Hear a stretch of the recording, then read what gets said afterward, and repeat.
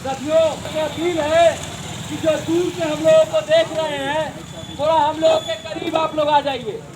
साथियों, बेशक हम लोगों के पास एक माइक है, लेकिन इसकी भी एक सीमा है। और हम लोग आज काकोरी एक्शन के शहीदों को याद करते हुए आप लोगों के बीच में आए हैं। साथियों, दिसंबर का महीना चल रहा है। 17 दिसंबर और 19 दिसंबर 1927 को अंग्रेजों ने अपने देश के 4 जाबाज नौजवानों को फांसी दे दी थी, जिनका नाम था रामप्रसाद बिस्मिल, अशफाक उल्लाह खां, रोशन सिंह और राजेंद्र नाथ लाहिड़ी। साथियों, इन्हीं क्रांतिकारियों की याद में हम लोग उत्तर प्रदेश और इलाहाबाद के अलग अलग हिस्सों में मार्च निकाल करके, जगह जगह गोष्ठियां करके उनके विचारों को लोगों के बीच में पहुंचा रहे हैं। साथियों, कारण आज के समय में इन क्रांतिकारियों को याद करने के पीछे यह है कि जिस समाज को बनाने का सपना ये क्रांतिकारी देख रहे थे और आज जिस समाज में हम लोग जी रहे हैं, दोनों में कोई मेल नहीं है। इन लोगों ने 1924 में अपना पहला पर्चा निकाला था और साथियों, पर्चे की शुरुआत हुई थी कि एक ऐसे समाज का निर्माण किया जाए जहाँ पर ऊंच हो या नीच, अमीर हो या गरीब, सबके लिए शिक्षा समान हो, अवसर समान हो और न्याय समान हो। साथियों, क्या आज यह समाज बना है? अपने अनुभव से देखिए, शिक्षा बाजार में बिकने वाले माल के रूप में तब्दील हो गई है।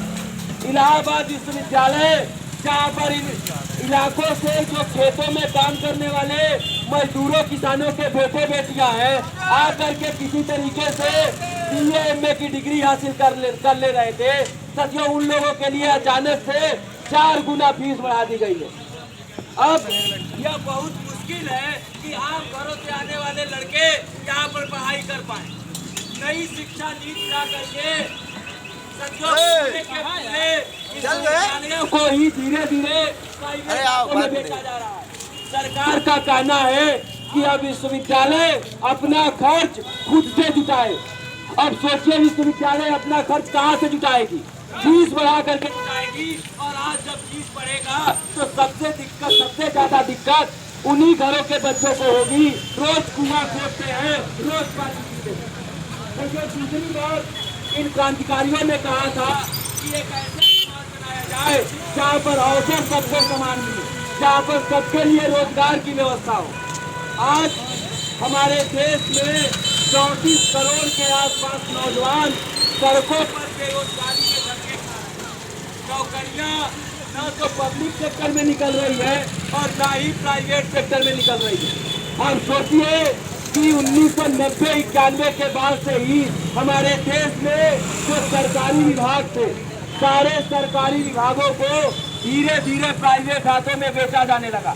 अभी योगी सरकार 10 दिनों पहले एक नया फरमान जारी की है कि साथियों, रोडवेज की 75% बसों को अब प्राइवेट चलाया जाएगा। अगर रोडवेज की सारी बसों को प्राइवेट कर दिया जाएगा तो उसमें नौकरियां क्या कम नहीं होंगी? आप रेलवे को देखिए, 1995 में जब प्राइवेटाइजेशन रेलवे का नहीं हो रहा था तो इसमें 18 लाख लोग काम कर रहे थे। आज लोगों की संख्या घटा करके 12 लाख पे लाया गया है और उसमें से भी 2.5 लाख पद खाली पड़े हुए हैं। हमारे देश के नेता मंत्री जब बेरोजगारी की बात आती है तो सवाल उठाते हैं कि सरकार कितनों को रोजगार दे सकती है। क्योंकि यह सवाल ही फर्जी है। सवाल यह होना चाहिए कि जिनको रोजगार दिया जा सकता है उनको रोजगार क्यों नहीं दे रही है। आज शिक्षकों के 10 लाख पद खाली हैं हमारे देश में। TET, BEd, UP टेस्ट करके कहीं पर हजारों की संख्या में लड़के यही छोटा बघाड़ा में रहते हैं। अगर इन लोगों को नौकरी दिया जाए तो पदों की संख्या भी भरी जाएगी और लोगों को बेहतर शिक्षा भी दिया जा सकता है। रेलवे में 2.5 लाख पद खाली है, पुलिस विभाग में 4.5 लाख पद खाली है।